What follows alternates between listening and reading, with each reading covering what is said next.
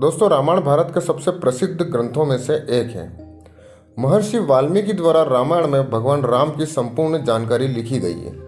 लेकिन कुछ लोग भगवान के होने पर ही सवाल उठाते हैं और रामायण को केवल कहानियों से भरी एक किताब मानते हैं। तो वहीं कई धर्मावलंबियों का यह पूर्ण विश्वास है कि रामायण में वर्णित घटनाएं वास्तव में घटित हुई थी।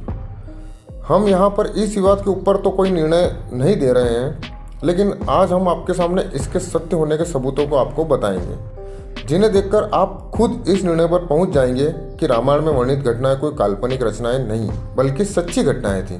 श्रीलंका के इंटरनेशनल रामायण रिसर्च सेंटर ने रामायण से जुड़े 50 ऐसे स्थल ढूंढ लिए हैं जिनका पुरातात्विक और ऐतिहासिक महत्व है और जिनका रामायण में भी उल्लेख मिलता है। पहला है रावण का महल। लंकापति रावण के महल के अवशेष आज भी श्रीलंका में मौजूद है। यह वही महल है जिसे रावण अपनी पटरानी मंदोदरी के साथ निवास करता था। इस महल को पवन पुत्र हनुमान ने लंका के साथ जला दिया था। इस जले हुए महल के अवशेष आज देखे जा सकते हैं। दूसरा, पानी में तैरने वाले पत्थर। राम सेतु पुल के पत्थर पानी पर तैरते थे। सुनामी के बाद रामेश्वरम के उन पत्थरों में से कुछ जमीन पर आ गए थे। शोधकर्ताओं के अनुसार राम सेतु को बनाने के लिए विशेष प्रकार के पत्थर का इस्तेमाल किया गया था, जिसे विज्ञान की भाषा में प्यूमाइस स्टोन कहते हैं। शोधकर्ताओं ने जब इन पत्थरों को पानी में फेंका तो वह तैर रहे थे, जबकि दूसरे पत्थर पानी में डूब जाते थे। रामेश्वरम में आई सुनामी के दौरान यह पत्थर दिखाई दिए थे। आपको बता दें कि आज भी कई साधु संतों के पास तैरने वाले ये पत्थर मौजूद हैं। तीसरा है रामायणकालीन हवाई अड्डे। श्रीलंका की रामायण अनुसंधान टीम ने रामायणकालीन 4 हवाई अड्डे खोजने का दावा किया है। श्रीलंका की श्री रामायण रिसर्च कमेटी के अनुसार रावण के 4 हवाई अड्डे थे। उनके 4 हवाई अड्डों के नाम कुछ इस तरह हैं: उसानगोड़ा, गुरुलोपोथा, तोतुपोला कंदा और वारियापोला।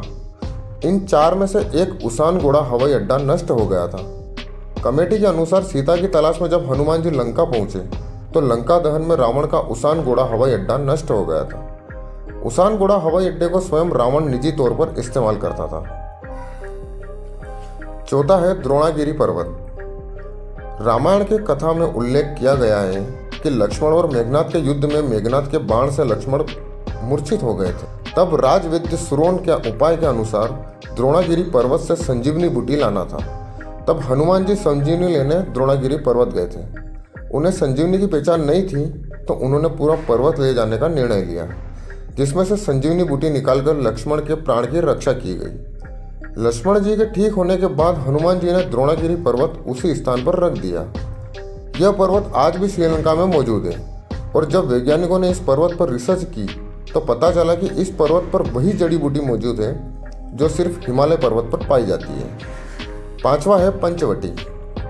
दोस्तों, जब राम, सीता और लक्ष्मण वनवास के लिए अयोध्या छोड़कर गए थे तो उन्होंने यहीं पर झोपड़ी बनाकर अपना वनवास पूरा किया था और साथ में यहीं पर लक्ष्मण ने शूर्पणखा का नाक भी काटा था।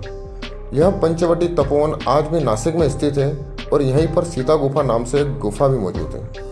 छठा है हनुमान जी के पैरों के निशान। हनुमान जी ने जब सीता जी की खोज के लिए समुद्र पार किया था तो उन्होंने विशाल रूप धारण किया था।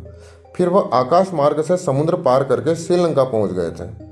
ऐसा कहा जाता है जहां उन्होंने पहले कदम रखे वहां उनके पैरों के निशान बन गए। यह निशान आज भी वहां की चट्टानों पर मौजूद है। इसके अलावा रावण ने माता सीता का हरण करके उन्हें अशोक वाटिका में बंदी बनाकर रखा था। उसके पास एक झरना भी है। इसी झरने के पास ही हनुमान जी के पैरों के चिन्ह प्राप्त हुए। कार्बन डेटिंग से जांच करने पर इन पद चिन्हों की उम्र लगभग 7000 वर्ष पूर्व की आंकी गई है। इसके अलावा भी बहुत सी ऐसी जगह है जहां पर भगवान हनुमान जी के पैरों के निशान मिलने का दावा किया गया है। सातवां है राम सेतु। राम सेतु को एडम्स ब्रिज भी कहा जाता है।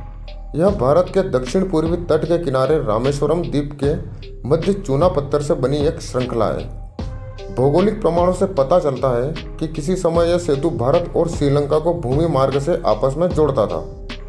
वाल्मीकि के अनुसार नल और नील के सानिध्य में वानर सेना ने 5 दिन में 30 किलोमीटर लंबा और 3 किलोमीटर चौड़ा पुल तैयार किया था।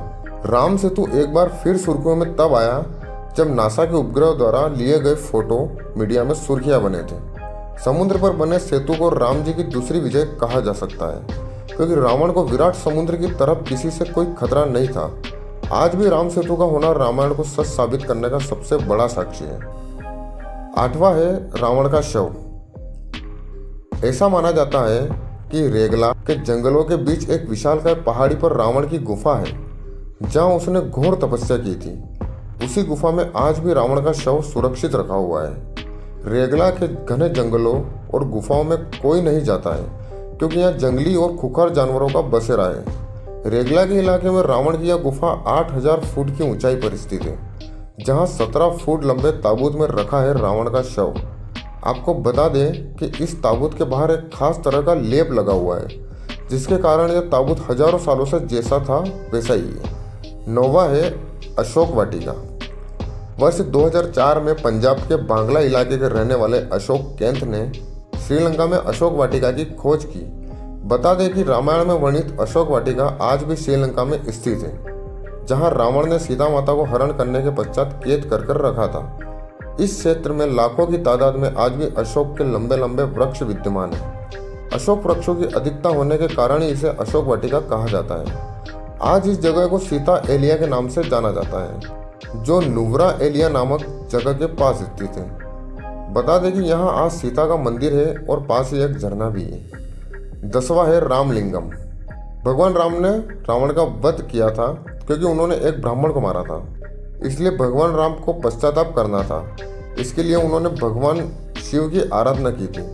तब भगवान शिव ने उन्हें 4 शिवलिंग बनाने के लिए कहा। तब एक रेत का शिवलिंग सीता ने बनाया, 2 शिवलिंग हनुमान जी कैलाश पर्वत से लेकर आए थे और एक शिवलिंग को स्वयं भगवान राम ने बनाया था, जो आज भी इसी मंदिर में स्थित है। इसलिए इस जगह को रामलिंगम कहा जाता है। तो दोस्तों, आज हमने आपको इस वीडियो में रामायण के सबूत बताए हैं, और इस तरह के वीडियो देखने के लिए हमारे चैनल को सब्सक्राइब करें और वीडियो को लाइक करें। धन्यवाद।